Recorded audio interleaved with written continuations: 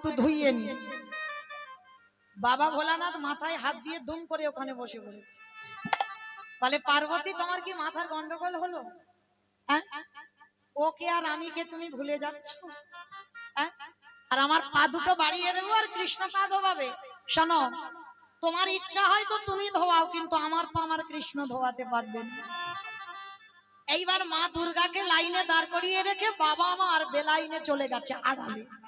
আর আড়ালে গিয়ে মনে মনে চিন্তা করছে কৃষ্ণের চোখে ধুলো দিয়ে যজ্ঞে ঢুকবে। আমার সম্ভব? মানুষ মানুষের সঙ্গে চালাকি হয়, মানুষ মানুষকে ঠকাতে পারে।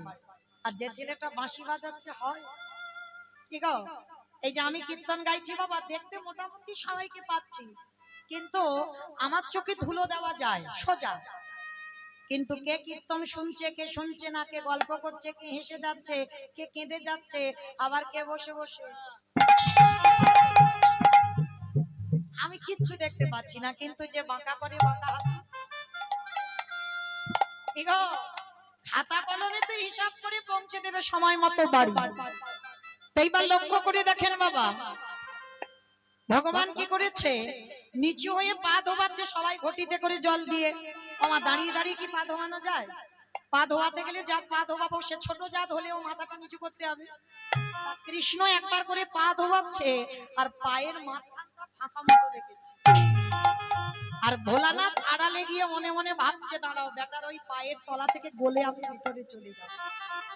মানে যজ্ঞর দরজাটা এমন করেছে কোথাও থেকে যাওয়া যাবে না। আর বাবা আড়ালে গিয়ে দুম করে একটা কুকুর হয়ে গেল।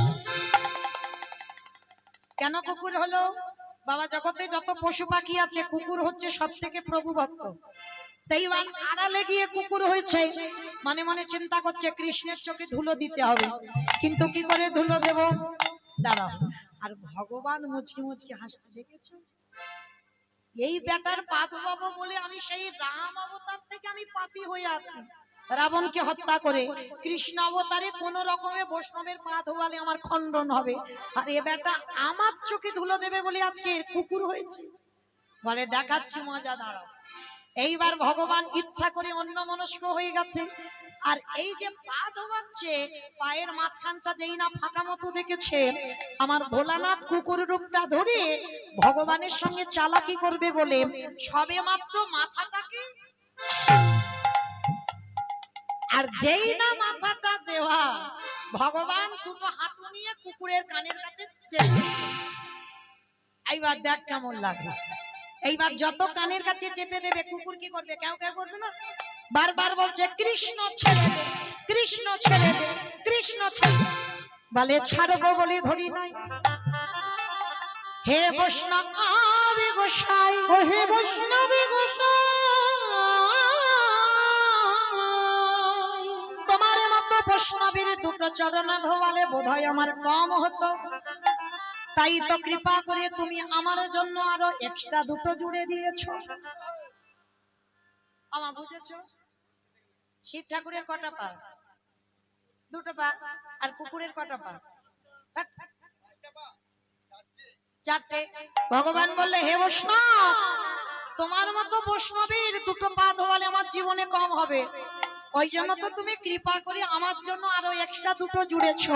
এবারে দাহু দাহু চরণ তুমি বাগাইয়ে দাও, হরি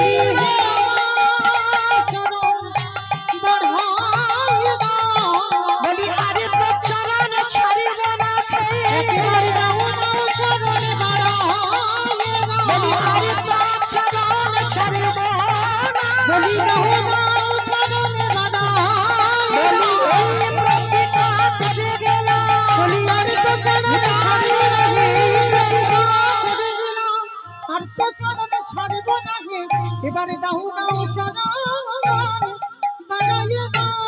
আস্তে। এইবার মোটা দড়ি নিয়ে ভগবান কুকুরটাকে বেঁধেছে।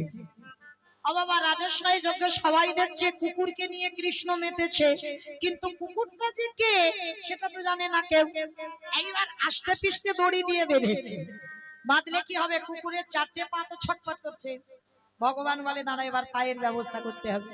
মোটা দড়ি নিয়ে কুকুরের চারটে পা এক জায়গা বেঁধে দিয়েছে, আর এক জায়গায় বেঁধে দিয়ে করেছে জানো, যেই না পা চারটে বেঁধে দিল আর কুকুর কিছু করতে পারবে? শুধু নয়ন জ্বালিয়ে বুক ভাসিয়ে কাঁদে, আরে বলে কৃষ্ণ আরে হরে কৃষ্ণ রে,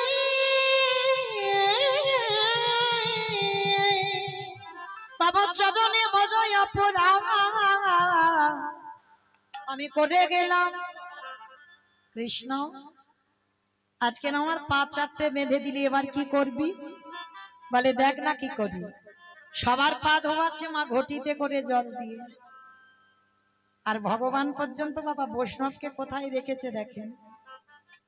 এই যে বললাম না শিব ঠাকুরের ব্রত পালন করতে হবে, আমার ভগবান কৃষ্ণ যার ইচ্ছাতে জগৎ চলে, সে আজকের কি করছে দেখো। ওই কুকুর রূপী ভোলানাথের চারটে চরণ বুকে ধরে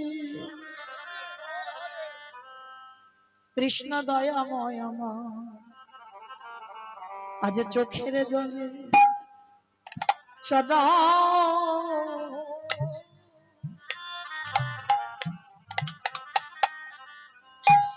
চরণ ধবা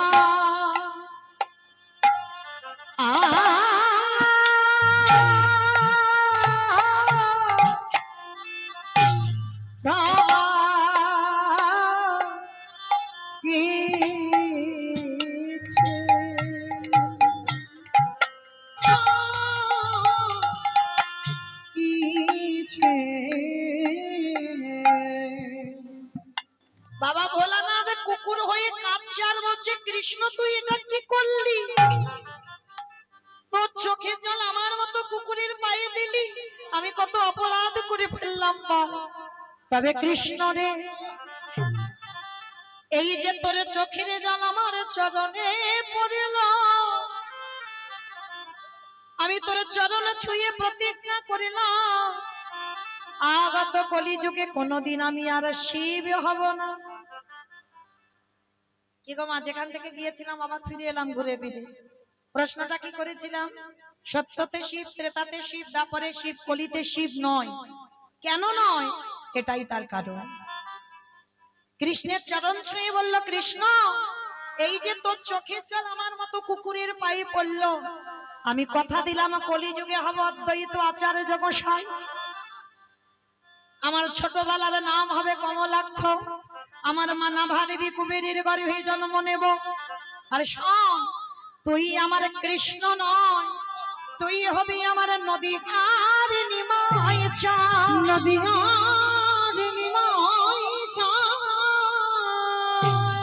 ওরে 12 বৎসরে তুলসী ভাষায় তোকে আহ্বান করব, কথা দিবি কারোর ডাকে তুই নামবি না, আমার ডাকে তোকে নামতে হবে।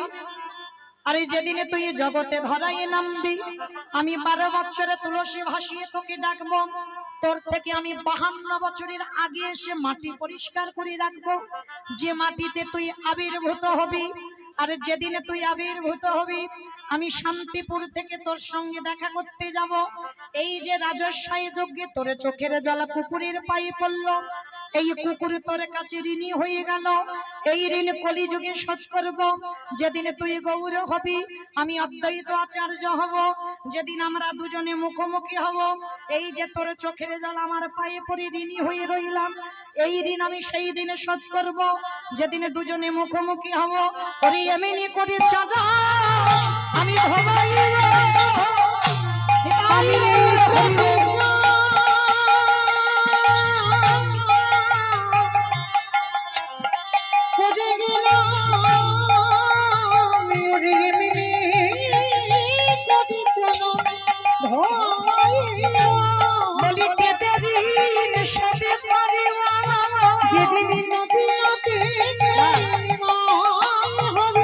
আমি সেদিনে কেঁদে জগৎ ভাসাইব, আমি এই প্রতিজ্ঞা করে গেলাম, সাদা করিস না করি ওই জগনে মিনতি, এই প্রতিজ্ঞা করে গেলাম, সেদিন চোখের জলে ধোয়াইব, এই প্রতিজ্ঞা করে গেলাম, চোখের জলে ধোয়াইব, সেদিন চোখের জলে আসতে। তাহলে মায়েরা পরিষ্কার বোঝা গেল যার জন্য মহাপ্রভু কারোর ডাকে এলো না, অদ্বৈত আচার্যের ডাকে এলো। হরি বল। শুধুই এলো না, এসে কি করেছে জানো? আমার নিতাই চাঁদকে কাছে নিয়েছে। হ্যাঁ, নিতাই চাঁদকে কাছে নিয়ে কি করছে? নিতাই চাঁদকে বলছে, যাও, কে চন্ডাল, কে মুচি, কে সুচি, কে ব্রাহ্মণ, কে বৈষ্ণব, কোনো দেখবে না, সবাইকে নাম দাও। আর নিতাই চাঁদ নবদ্বীপের অলিতে গলিতে গিয়ে কি করছে জানো? নিতাই যারে দেখে তারে বলে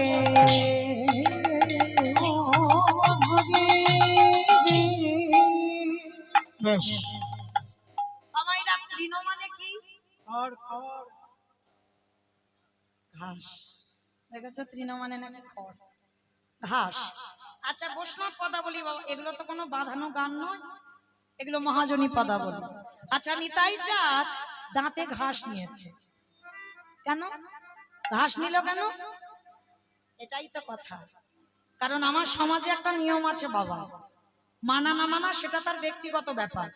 যখন দেখবেন গুরুজনেরা বসে, গুরুজনদের সামনে কথা বলতে গেলে বাবা তার স্বভাবটা যেন একটু নত ভাব হয়।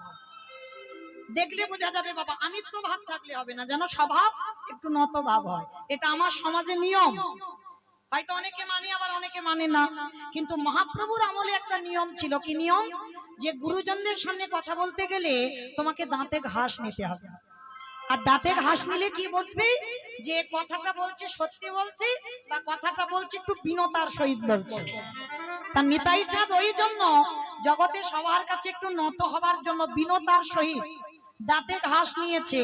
আর ঘাস নিয়ে কি করছে জানো? নবদ্বীপের অলিতে গলিতে যারে দেখে তার পদ ধরে বলে, তোদের ঘরে আমি বাসনে মেজে দেব, তোদের ঘরে আমি পাটনা বেটে দেব, তোরা যা বলবি আমি তাই শুনবো, কিন্তু তোদের একটা কাজ করতে হবে।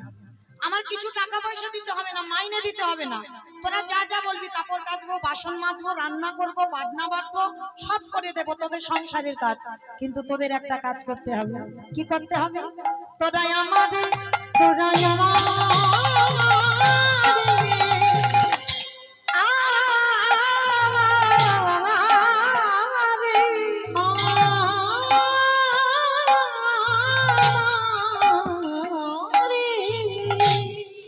আজ কিনে গেলা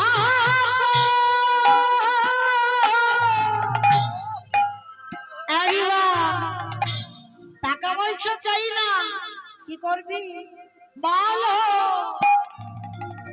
গৌর হরি হরি নিতাই গৌর হরি বল, হরি বল, হরি বল। তোরা আমারে কিনিয়া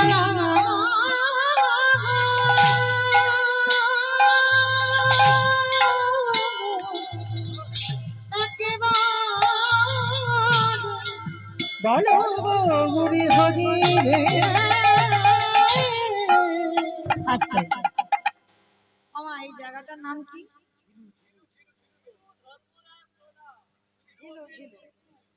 ঝিলু, তাই তো? আচ্ছা মা, নিতাই চাঁদ মাথায় হরি নামের ডালাটা নিয়ে এই ঝিলুতে এসেছে। এসে কি করছে জানো? পাহি কাঁদে, পাহি কাঁদে, পাহি কাঁদে, পাহি কাঁদে। ভালো করে বুঝবে, এটা হচ্ছে কীর্তন। কীর্তন জিনিসটা কেমন জানো বাবা? নারকেলের মতো। আমার নারকেল দেখেছো তো, চেনো তো? বাইরেটা খসা, সে খসাটা ছাড়ালে কি নারকেল পাবে? দূর, বাইরে থেকে আরো শক্ত জিনিস ভিতরে, সেইটাকে ভাঙবে, তারপরে সেটাকে যদি ভালো করে ছাড়িয়ে হাতে পেতে পারো তাহলে তুমি নারকেলের স্বাদ পাবে। কীর্তন হচ্ছে নারকেল, বাইরেটা খুব কঠিন, তলিয়ে বাবার নাম হলো তত্ত্ব, ভিতরে যেতে হবে। তাহলে নিতাই চাঁদ হরি নামের ডালাটা এনে কি করছে? আপনাদের ঝিলুতে এসে পাই কাঁদে, পাহি কাঁদে। আচ্ছা আচ্ছা মা, আপনাদের এখানে চাষবাস চাষ হয় তো বেশ?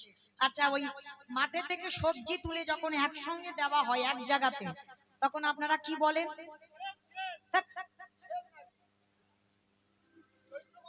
কি বলে বাবা? কি বলে বাবা? পাইকারি। বেশ, পাইকারি। বেশ, পাইকারি। তাহলে একসঙ্গে মাঠে থেকে সবজি তুলে যখন এক জায়গা দেওয়া হয় তাকে বলে পাইকারি দেওয়া। তার নিতাই চাঁদ হরিনামটা এনে এই ঝিলুতে পাইকারি পাইকারি। অন্যান্য গ্রামে কিন্তু দিচ্ছে না, আজকে শুধু আপনাদের ঝিলুতে দিচ্ছে পাইকারি পাইকারি। আর একটা মানে হচ্ছে, তলিয়ে ভাবো, পাইকারি আমি পাইকারি আমি পাইকারি আমি পাইকারি। আস্তে মানে পাইকারি মানে একসঙ্গে দিচ্ছে, আর একটা মানে কি পাইকারি। হরির নামে দেব পাইকারি হরি নামে দেব পাইকারি। আস্তে আমার নিতাই চাঁদ হরিনামের মাথায়তে ডালাটা নিয়ে সারা ঝিলুতে ঘুরে ঘুরে বেড়াচ্ছে। হরিনামটা দেব কোথায় পাচ্ছি না, জায়গা পাচ্ছি না, কোথায় দেব কোথায় দেব। শেষে এক জায়গা দিয়েছে, কোথায় জানো? দোকানে দোকানে আজি দোকানে আজি দোকানে। আমার পানের দোকান, ফুচকা দোকান, মুদিখানা দোকান, স্টেনারি দোকান। কোন দোকানে দিল? বেশ, কত কীর্তন বোঝে দেখেছো? তাহলে এত নারকেল ভেদ করে তবুও চলে গেল। তাহলে দেখো, দোকানে এই দোকানে এই দোকানে এই দোকানে যারা দোকানে খোলে বসে আছে হরিনামের দোকানে, যারা দোকানে খোলে বসে আছে নাম দিল দোকানে। এত বলি নিতাই চাঁদ ঘুমি গড়ি যাই রে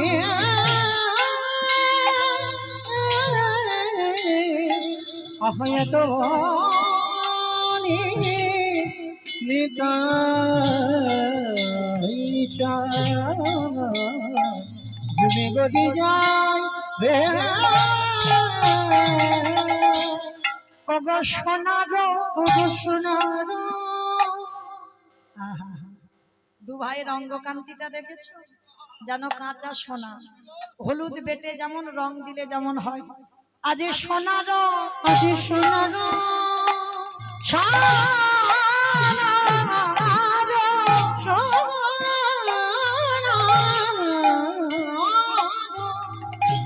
আজ পার্বত জানা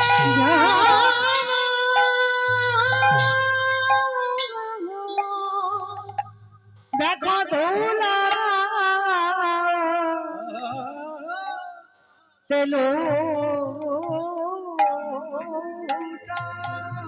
লুটাই রে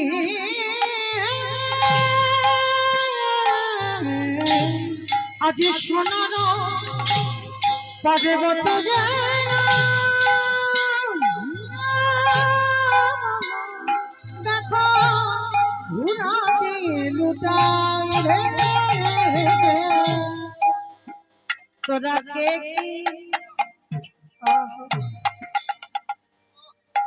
কে কি নিবি তোরা কে কি নিবি?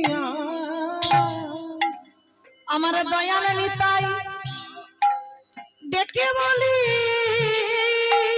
তোরা কে কি নিবি? আস্তে কথা বলছি, একটা মানে বের হচ্ছে দুটো, দেখেন। কে কি নিবি তোরা কে কি নিবি মানে কে কিনবি আর কে কি নিবি তোরা কে কি নিবি? দয়াল নিতাই ডেকে বলে কে কি নিবি? দারে দারে বিলাইছে দারে দারে বিলাইছে ওই গোলকে অমূল্য দারে দারে বিলাইছে বলি গোলকের অমূল্য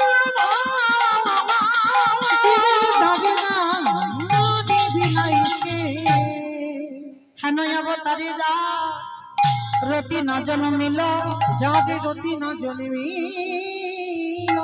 আস্তে এত করে বলার পরেও আজ লীলার পাশে ভাবুক বলছে কেন অবতারে যা রে রতি না জন্মিল, রতি না জন্মিল। দাসিলোচন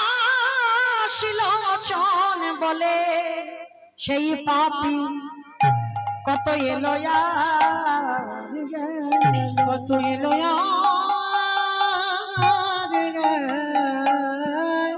গেল। দাসলোচন বলে সেই পাপী এলো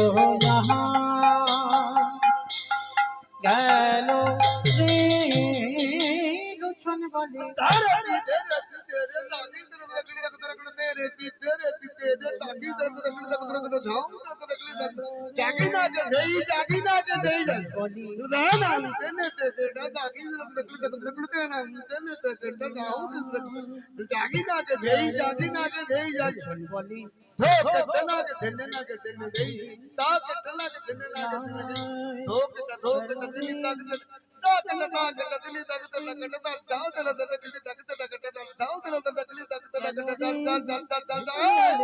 সেই পাপি এলো গেল রে।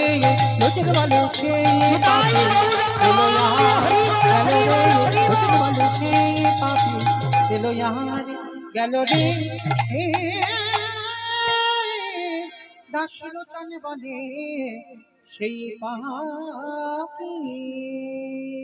জানি তাই চলুন এবার আমরা সবাই চলে যাবে বিষয়। তো আজকে এতক্ষণ যখন আমরা নবদ্বীপ রইলাম, একবার দিকে সবাই মিলে বলেন তো মা গৌর সুন্দরী কি, ধ্বনিটা হলো কি, এটাও জয় বললাম, ধ্বনিটা হলো কি, এটা নাকি জয়? এইটা জয় নয়, একটু প্রেম সে জয় দিতে হবে। এত জোরে জয় দাও, কত দূর যাবে? বাবা এখান থেকে চলে যাবে তোমার বর্ধমান টাউন, কত দূর যাবে? নতুন হাট যাবে। আচ্ছা মা যাবে তো? যাবে, বেশ, মাথা যখন নেড়েছে যাবে। আচ্ছা দেখি আমার নিতাই চাঁদ গৌর চাঁদের মতো দেখি একবার হাত দুটো তোলো তো দেখি। সবাই সবাই তুলবে কিন্তু, কেমন? সবাই এদিকে আমার দিদি ভাই মারা বোনেরা যারা আছেন, ভাইরা, দাদা ভাই, বাবা ঠাকুর যারা আছে, হাই ভগবান তোমরা হাত তুলছো না কেন? তোমরা কি কীর্তনের বাইরে? সবাই দিকে তোলো, সবাই একসঙ্গে।